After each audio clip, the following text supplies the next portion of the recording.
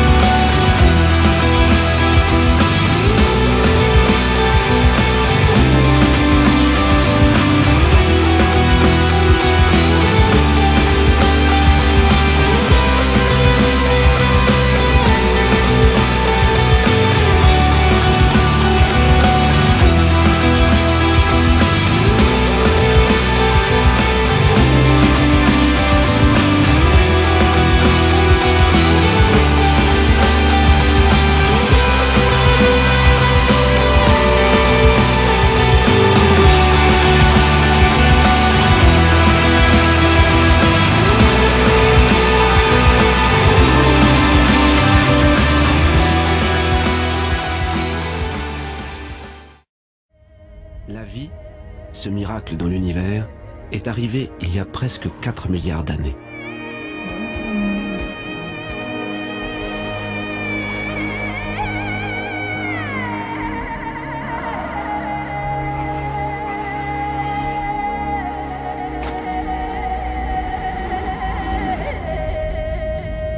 Et nous les hommes, il y a seulement 200 000 ans.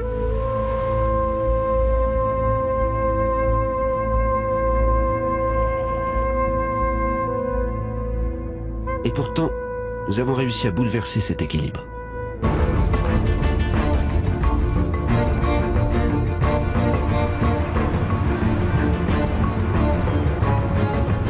Avant la fin du siècle, cette exploitation sans mesure aura épuisé la quasi-totalité des réserves de la planète.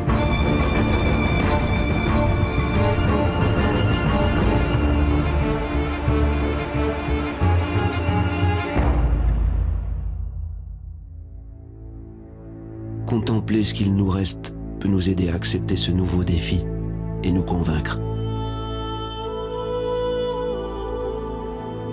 Tout ce que tu vois n'est pas seulement un paysage.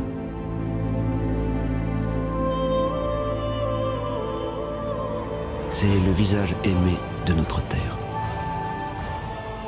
Regardez les 10 moyennes annuelles les plus élevées jamais enregistrées. Elles l'ont toutes été ces 14 dernières années et la plus chaude fut l'année 2005. Tous les experts sont d'accord pour dire que nous sommes responsables du réchauffement. Ça, c'est en Patagonie il y a 75 ans et le même glacier aujourd'hui. Le Kilimandjaro il y a 30 ans et l'an dernier. D'ici 10 ans, les neiges du Kilimandjaro auront disparu. En fait, ce n'est pas tant une question politique qu'une question morale. Les températures sont en hausse partout dans le monde et cela provoque des tempêtes de plus en plus violentes. C'est la plus grande catastrophe de toute notre... Au petit matin, l'ouragan Katrina a frappé la Nouvelle-Orléans.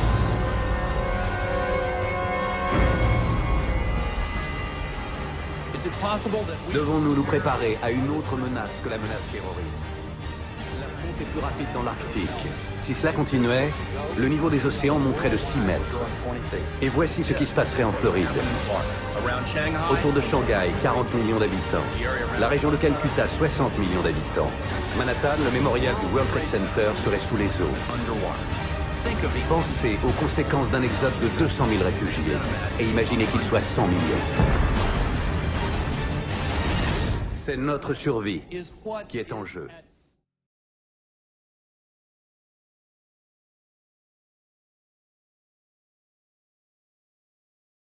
L'aide internationale soutient en Mauritanie l'accès à l'eau potable. Sidi s'investit pour que tous les citoyens mauritaniens puissent en bénéficier. Je m'appelle Sidi Khalifou, je suis mauritanien. Je travaille dans le secteur de l'eau et l'énergie depuis bientôt 14 ans. On est dans une zone maritime où il n'y a pas d'eau du tout. Donc on a fait un système de dessalement d'eau de mer. Donc avec cette technologie, on arrive à fournir de l'eau de proximité.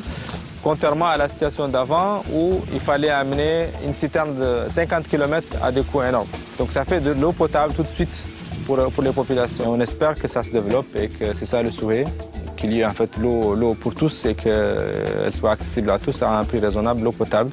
Et je pense que les États et l'aide au développement peuvent contribuer à faire ça. À Shanghai, en Chine, nous rencontrons Yuling Shu, qui s'investit avec la coopération internationale pour l'utilisation de techniques économes en énergie.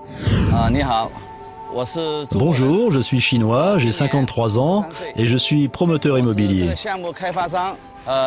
Pour lutter contre le réchauffement climatique, nous devons aujourd'hui faire des efforts pour construire des bâtiments économes en énergie. Je suis très exigeant là-dessus. Je souhaite que les projets immobiliers sur lesquels je travaille soient durables. Ici, nous utilisons des isolants extérieurs très efficaces qui sont aujourd'hui le moyen le plus fiable pour réduire la consommation d'énergie. Mon vœu le plus cher, c'est que les gens qui achèteront ces logements les apprécieront encore dans 10 ou 20 ans. Se mobilise pour diminuer le taux de mortalité infantile en Mauritanie. Nous rencontrons le docteur Sidi Mohamed Wedi, pédiatre au Centre hospitalier national de Nouakchott.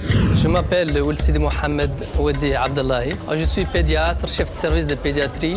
Ça me permet de contribuer à la réduction de la mortalité infantile dans mon pays. Il y a un taux de mortalité élevé à cause de certaines pathologies.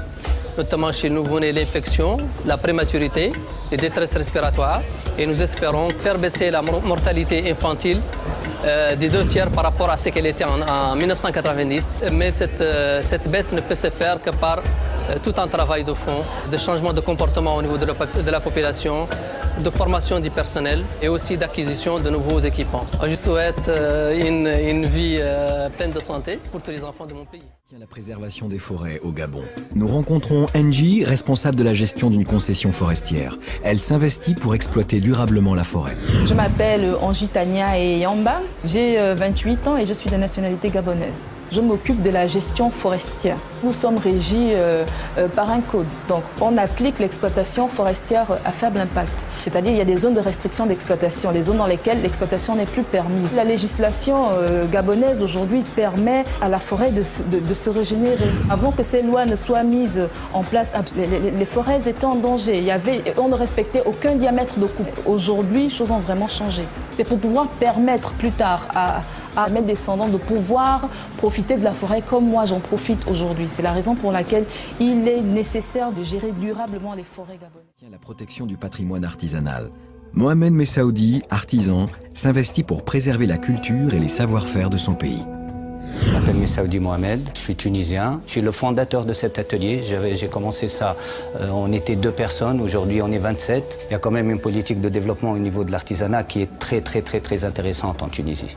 Le premier bénéfice, c'est de mieux connaître notre patrimoine et notre histoire. C'est très important pour moi, pour pouvoir aussi mieux comprendre les autres. 80% de notre staff, c'est des gens qui n'ont jamais travaillé auparavant. On les a formés ici. C'est ma grande satisfaction. En fait, ici, c'est un peu le temple des autodidactes. Mon envie, c'est de faire une sorte d'agglomération. En fait, on appelle ça la maison du savoir-faire, pour avoir une porte ouverte sur notre créativité, sur notre savoir-faire. International soutient les villes engagées dans le développement durable. À Curitiba, au Brésil, nous rencontrons Marcos qui collecte les huiles alimentaires des restaurants. Je m'appelle Marcos Dalcin et je suis le propriétaire d'une entreprise de collecte et de recyclage d'huiles alimentaires. Nous avons commencé notre activité il y a environ 12 ans. L'huile que nous collectons est transformée en plusieurs produits. Par exemple, en additifs de biocarburants pour les bus de la ligne verte. Près de 3% de cette huile est transformée en savon et une autre partie est utilisée dans l'industrie chimique. Quand nous avons commencé, nous faisions du porte-à-porte pour convaincre les restaurateurs de ne pas jeter leur huile. Mais maintenant que nous existons depuis longtemps, dès qu'une personne ouvre un restaurant, il y a toujours quelqu'un d'un autre établissement pour lui parler de nous. Et c'est ainsi que nous grandissons. De la biodiversité des lagons de la région du Pacifique Sud. Nous rencontrons Michel Vatron qui veille au respect de la réglementation des aires marines protégées. Je m'appelle Vatron Michel, j'habite sur Yaté, je suis né en Calédonie. Je travaille pour la protection du lagon. On est chargé de surveiller les réserves et contrôler la pêche, les gens qui pêchent. Ce métier nous permet de pouvoir préserver à long terme ce qu'on a dans notre lagon, le poisson, les coquillages et tout. Ma vie a beaucoup changé parce que j'étais pêcheur professionnel aussi. Bon, donc je pêchais sans limite, quoi, vous voyez. Et là, avec ce métier, ça m'a permis de bien respecter la nature. Mon souhait le plus cher, c'est de toujours garder ce beau paysage intact, tel qu'il est en ce moment. Madagascar. L'aide au développement assure une formation continue aux cultivateurs. Sylvia les aide à développer une agriculture respectueuse de l'environnement. Bonjour, je m'appelle Sylvia Vlupanatenana. Je suis le responsable de formation au CEFEL. Mon métier consiste à coordonner des formations à dispenser pour les paysans. Donc je souhaite les aider. C'est pour ça que j'ai choisi l'agronomie. Un centre comme le CEFEL mérite d'être aidé parce qu'on essaie de travailler sérieusement. On essaie d'aider vraiment les paysans pour qu'ils aient de bonnes productions et que ça améliore leur revenu.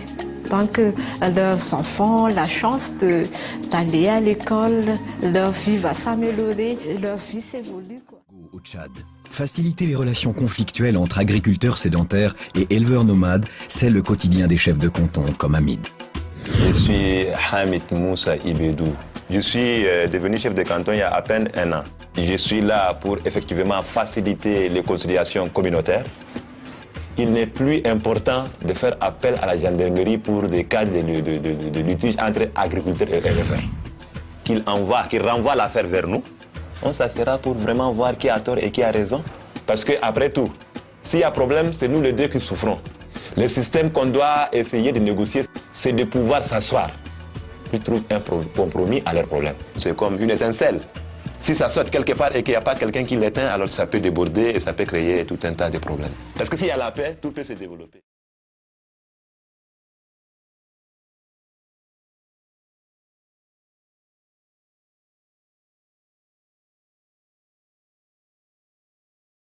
Pour la question, est-ce que Montpellier a de l'avenir dans le développement durable? Ça va ça, non? Oui. Oui, alors déjà vouloir se poser la question, est-ce qu'une ville a de l'avenir dans le développement durable, c'est se poser la question, c'est quoi le développement durable? Donc si on se pose cette question, il y a au moins les trois grands enjeux dont on parle régulièrement. La question de l'économie, donc Montpellier est une métropole dynamique, donc là-dessus il n'y a pas trop de soucis. Et puis les deux autres piliers plus compliqués de développement durable, que sont d'un côté l'environnement, donc la prise en compte de l'environnement dans les politiques publiques, dans les différents éléments de la politique de la ville. Là, il y a des domaines où on peut penser que Montpellier est plutôt pas mal. Transport en commun, on a un joli tramway, même si c'est une compétence de l'agglo. Il y a des domaines où on peut considérer que c'est un peu plus compliqué. Faire du vélo à Montpellier, les modes de déplacement doux, c'est un peu plus compliqué. Si je reste dans les domaines de l'environnement, sur la question de la biodiversité, Montpellier est une ville qui essaie de faire des choses en faveur de la biodiversité. Donc il y a des opérations plutôt de sensibilisation, main verte. Il y a le fait que la ville soit propriétaire d'espaces naturels relativement sensibles avec des réserves naturelles du côté du Zoo, du côté de Montmort. Montpellier se targue d'être la capitale française de la biodiversité. On peut largement discuter, mais c'est plutôt pas mal ce que fait Montpellier dans ces domaines-là, pour une grande ville on va dire. Et puis après il y a le volet social, qui est un volet encore plus compliqué, puisque dans le volet social, il y a des questions comme la précarité énergétique, et qu'aujourd'hui Montpellier est une grande ville avec de plus en plus de gens qui ont du mal à se chauffer par exemple, de plus en plus de gens qui ont du mal à se rencontrer parce qu'on est dans un monde où les gens sont de plus en plus individuels. Donc est-ce que Montpellier est une capitale de développement durable? Je ne sais pas. C'est une ville plutôt agréable, plutôt sympathique et déjà ça c'est un indicateur de développement durable. Sur la question de la pression sur l'environnement, on voit qu'il y a des lieux sympathiques, ce jardin des plantes par exemple, mais comme toute grande ville, il faut qu'elle réfléchisse sur son impact sur l'environnement. Et quand on voit le Montpellier d'aujourd'hui, qui est largement étendu, par rapport au Montpellier il y a simplement 20 ans, qui était beaucoup moins étendu, on peut se poser la question de la pression sur les milieux des quelques 300 et quelques mille personnes qui vivent dans l'agglomération. Et puis il y a la question du social, qui est une question pas simple, où aujourd'hui il y a énormément d'efforts à faire pour que les gens apprennent à vivre ensemble en harmonie, et que les services sociaux de base, l'accès à l'électricité, l'accès au chauffage, l'accès aux services publics soient les mêmes pour tout le monde, quel que soit leur niveau de vie. Et donc au niveau mondial, est-ce que vous avez vu des choses qui vous paraissent bien et qu'on peut adopter ici en France par exemple pour le développement? Alors, c'est une question qu'on peut voir avec deux entrées. La première question, c'est souvent le risque dans les politiques de développement durable, c'est de vouloir transposer des bonnes politiques à un endroit à un autre endroit. C'est-à-dire qu'il y a des bonnes idées qui deviennent souvent, quand on les détourne de leur lieu, de leur contexte, qui deviennent des fausses bonnes idées. Parce que, voilà, il y a tout un enjeu d'adaptation important, et c'est vrai que toute politique de développement durable, ça commence d'abord par un diagnostic. Ça commence par un diagnostic parce que les enjeux ici, mes atouts, mes faiblesses, sont forcément différents de la commune d'à côté, et ce qui était là-bas une bonne idée, va être une mauvaise idée. Il y a un exemple qui est assez amusant, qui est l'exemple de la production éventuelle d'hydrogène pour faire fonctionner des véhicules qui ensuite ne polluent pas. Si pour fabriquer de l'hydrogène, il faut de l'électricité. Si je suis en Finlande, dont la plus grande partie de l'énergie est une énergie renouvelable, ça veut dire que ça va générer de la création d'énergie renouvelable et il n'y aura pas trop de problèmes. Si je suis en France, vouloir faire de l'hydrogène, ça va vouloir produire plus d'électricité, donc ça veut dire faire plus de nucléaire. Vous voyez, ce qui à un endroit peut être une excellente idée, peut se retrouver une idée beaucoup plus discutable dans un autre contexte et à un autre endroit de la planète. Donc ça, c'est la première entrée, sur la difficulté à transposer des problèmes. La deuxième idée, c'est que les enjeux du développement durable ici ne sont peut-être pas les enjeux du développement durable ailleurs. Il y a peut-être plusieurs formes de développement durable, et pour le dire très simplement, Ici, la question, c'est quand même très largement qu'on consomme trop de ressources. C'est-à-dire que nos modes de vie consomment plus de ressources que ce que la planète ne peut nous en fournir, nos fameux 3 planètes qu'on consomme en termes d'empreinte écologique. Et que du coup, faire du développement durable, c'est essayer de réduire notre empreinte, c'est-à-dire essayer de consommer moins d'énergie, de consommer moins d'espace, donc d'avoir un urbanisme qui s'étale moins, d'avoir des choses plus économes en énergie, et en matière, et en espace, et ainsi de suite. Si je suis dans un autre pays, peut-être que la question du développement durable, ça sera plus de donner aux citoyens un accès aux services sociaux de base, c'est-à-dire qu'on ne va pas aller expliquer à une personne qui est dans un pays où elle a du mal à se loger, où elle a du mal à se nourrir, où elle a du mal à avoir de l'eau, que en gros le développement durable c'est consommer moins. Vous voyez, il y a des enjeux qui sont différents, et à certains endroits ce sera plus de consommer moins, et à d'autres endroits ce sera plus d'avoir accès à un certain nombre de ressources. Au niveau des cours d'hydro, est-ce que les élèves peuvent avoir un impact au niveau du développement durable? Alors bien sûr, on peut avoir un impact sur le développement durable à tous les niveaux de territoire. On a parlé d'une ville, on a parlé des pays et de la planète, mais à l'échelle d'un établissement scolaire, on peut avoir un impact significatif, c'est-à-dire que tous les actes de notre vie quotidienne en tant qu'étudiant, la façon dont je me déplace, le fait que je prenne le vélo, que je marche à pied, que je prenne la voiture si j'y suis obligé, mais que peut-être je me pose la question, est-ce qu'on est plusieurs à partir du même endroit, à aller au même endroit et à pouvoir faire du covoiturage? Dans ce genre de choix, dans le fait aussi que je me sente responsable ou pas responsable du tout parce que c'est pas moi qui paie la facture d'électricité. Est-ce que quand je sors, j'éteins la lumière? Est-ce que je me préoccupe, c'est aussi du social, est-ce que je me préoccupe de mes petits camarades ou est-ce que c'est individualiste et chacun pour soi? Voilà, donc le développement durable, c'est un état d'esprit où on va se préoccuper de la planète, où on va se préoccuper de l'environnement, on va se préoccuper des autres. Et ça, c'est des choses qu'on peut faire individuellement au quotidien, ou c'est des choses qu'on peut un peu structurer dans ce que font les étudiants de gestion et de protection de la nature, c'est-à-dire dans un agenda 21, un programme d'action pour mettre en place le développement durable à l'échelle d'un établissement comme I've been so still, afraid of crumbling. Have I been careless, dismissing all the distant rumblings? Take me where I am supposed to be, dismissing all the distant rumblings.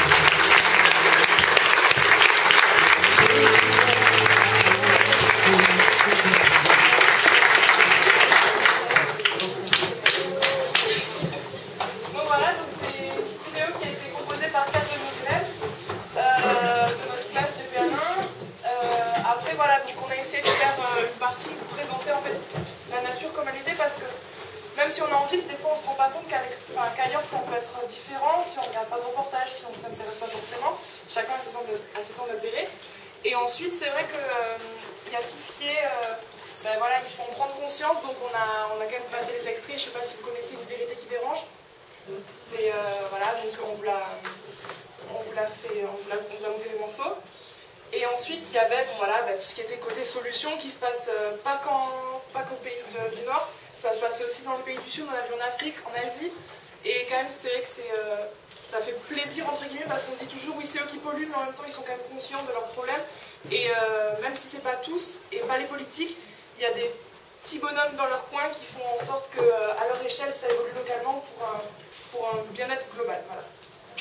Donc si vous avez des questions, s'il vous plaît.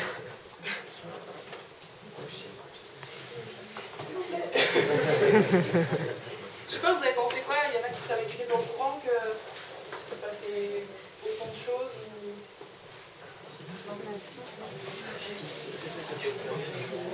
Ici, par exemple, ce qui était en Asie, on a vu le petit bonhomme là qui est chinois qui c'est sorti en Asie. Voilà, c'est vrai que c'est chacun dans son coin qui fait quelque chose, et je trouve ça beau parce que on ne sait pas, et c'est vraiment, on se dit oui mais le problème c'est que nous à notre échelle on peut rien faire. Bah si, justement on peut faire quelque chose, et ne serait-ce que les mégots par terre, bon c'est vrai que c'est un peu rébarbatif mais c'est vrai.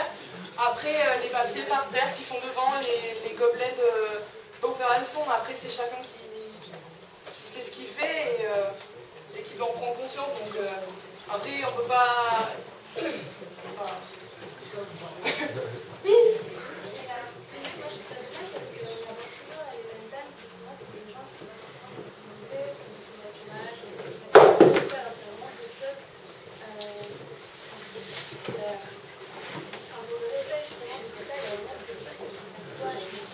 Bah oui, c'est ça en fait, c'est vraiment prendre conscience qu'on n'est pas tout seul dans ce problème et sur Terre on n'est vraiment pas tout seul et on a des amis, on peut organiser ce genre de choses. Et c'est vrai que c'est dommage qu'on ne soit pas assez sensibilisé à ça. C'est vrai qu'une journée par année, vous entendez peut-être toujours la même chose, le développement durable, le covoiturage, les mégots, machin. Et après, c'est vrai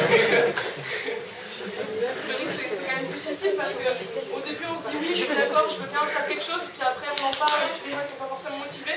Et du coup, c'est vrai que du coup, on se sent un peu tout seul et le problème c'est qu'il ne faut pas abandonner parce que c'est le côté social du développement durable.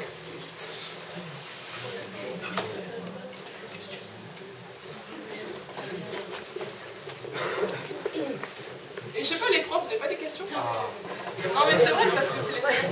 Arrête. Non mais je sais pas. Ah oui,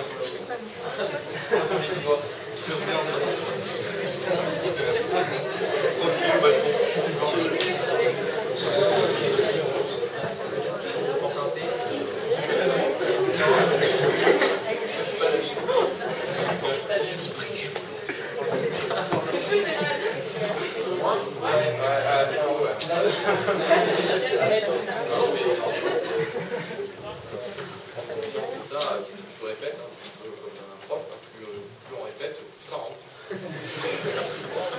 Le prof d'être enseignant, c'est de répéter. Quoi.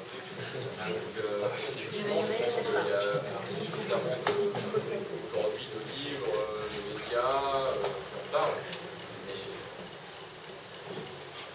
la gestion durable, on peut parler aussi de la durabilité, la notion de durabilité. Hein.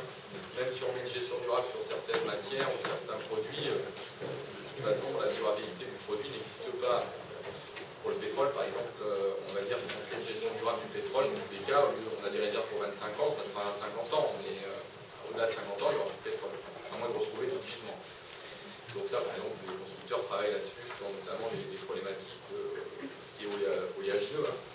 Et ça va avoir par contre des plus grosses répercussions sur notamment les familles dans le monde. Parce que si les surfaces agricoles augmentent pour la production d'énergie, ça veut dire que forcément la ressource alimentaire va diminuer et on aura forcément des golden boys, parce qu'il y a des qui vont spéculer non pas sur de l'or et du diamant, mais sur du blé ou du riz, et à la limite, à partir du moment où l'offre, à un moment donné, sera inférieure à la demande, le cours va forcément augmenter. Donc ça, c'est des grosses problématiques aujourd'hui d'éthique. Hein. Je ne sais pas si vous êtes conscient, mais avant, on avait 10% de la surface agricole qui était sur chaque exploitation, qui devait être laissée, on va dire, en repos, dans un but de gestion durable. Et donc, face à cette montée en surface, couverte par les oléagineux, l'Europe a fait sauter cette jachère, on a fait ça, les terres en jachère, on a fait ça à l'époque, tout simplement pour éviter qu'il y ait des spéculations avec le commerce international. Il y en a du commerce international? Ouais. Ne donnez pas votre âme, spéculez sur du diamant, de l'or, ça ne touchera pas de toute façon les populations, on va dire, monsieur du monde. Par contre, spéculer sur des denrées alimentaires, effectivement, là, c'est un peu... Donc ça, c'est aujourd'hui des problématiques, des enjeux, effectivement, d'éthique, quoi. Il y a des personnes qui ne font pas, effectivement, dangereux. Voilà, donc la gestion durable, c'est vrai que derrière, on pourra pas faire mal de choses, mais je pense que disait Cécilia, si chacun fait à son niveau, il ne peut pas révolutionner, on ne pourra pas tout révolutionner. Sachant que vous avez la Chine qui fait 3 centrales thermiques par semaine. Centrales thermiques avec du charbon, effectivement, on est loin du développement durable. Mais il y a un autre phénomène, et ça je pense que c'est le plus important aujourd'hui, c'est ce qu'on appelle un point de rupture écologique. Où vous êtes sur des centaines de millions d'hectares qui sont en train de se dégeler en surface. Et qui dit dégel en surface des sols, dit activité biologique et donc la respiration. Et qui dit respiration, donc dit des gigatonnes de CO2 qui vont se mettre sur la planète de façon tout à fait naturelle, hein, entre guillemets, par l'activité des bactéries, suite au réchauffement.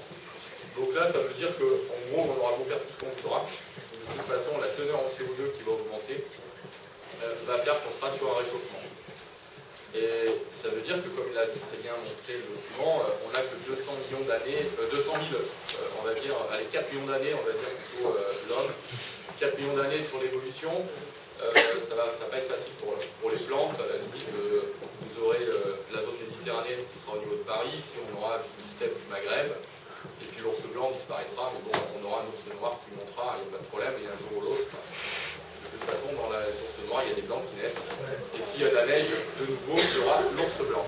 Ça, c'est pour vous, hein. Tout simplement, ce que je veux vous faire comprendre, c'est que ça, c'est des images chocs, c'est pour effectivement vous montrer à vous, quoi. Pour vous choquer, parce que l'ours blanc, le panda, ça a toujours été dans l'enfance, il y a plein de symboles derrière, quoi. Et c'est surtout l'homme, quoi. C'est-à-dire que nous, on a vraiment mordu. Pour ça, vous avez vu, en termes de sélection naturelle ici, il y en a combien qui sont allergiques, il y en a combien qui seraient capables de pouvoir chasser s'ils n'ont pas les lunettes.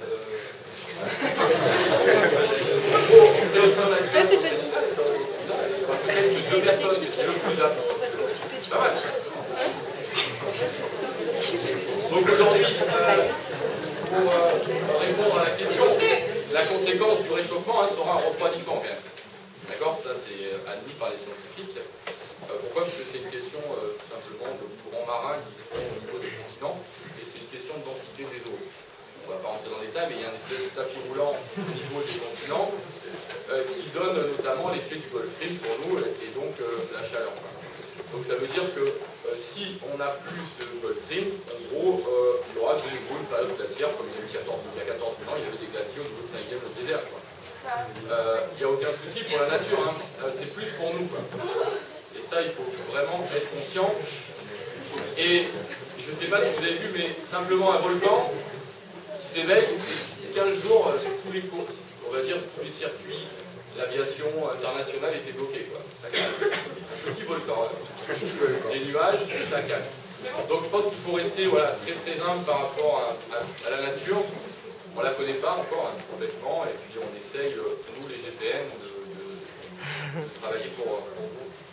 on essaye de, au moins, on n'a pas de valeur ajoutée, hein. La seule valeur ajoutée, c'est laisser ça pour les générations futures.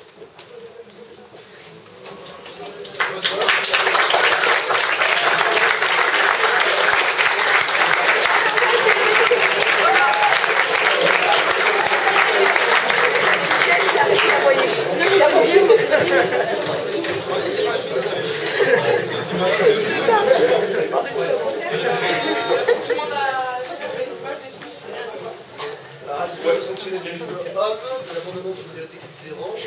Et les premières images que vous avez vues au départ, c'est en fait un site.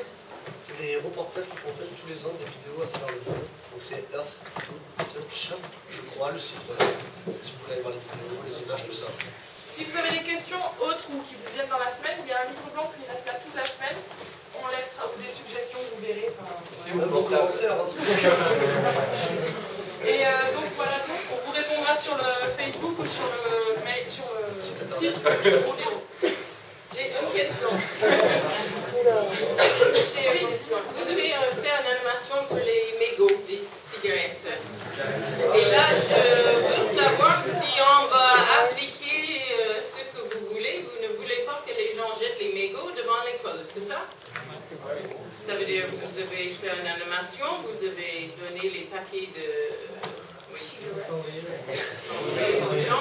Mais est-ce que les gens qui fument, je ne vais pas dire que fumer c'est pas bon pour la santé, non.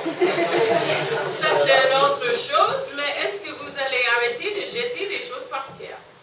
Les cendriers dehors et on arrêtera. Est-ce qu'on va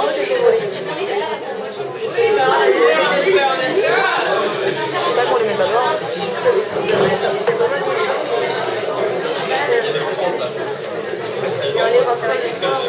Non mais même dans la journée. Quand il y a 2 heures dans le je pense entre vous, vous pouvez faire quelque chose aussi. Si vous voyez quelqu'un jeter quelque chose par terre, vous pouvez dire je veux voir ça. Merci.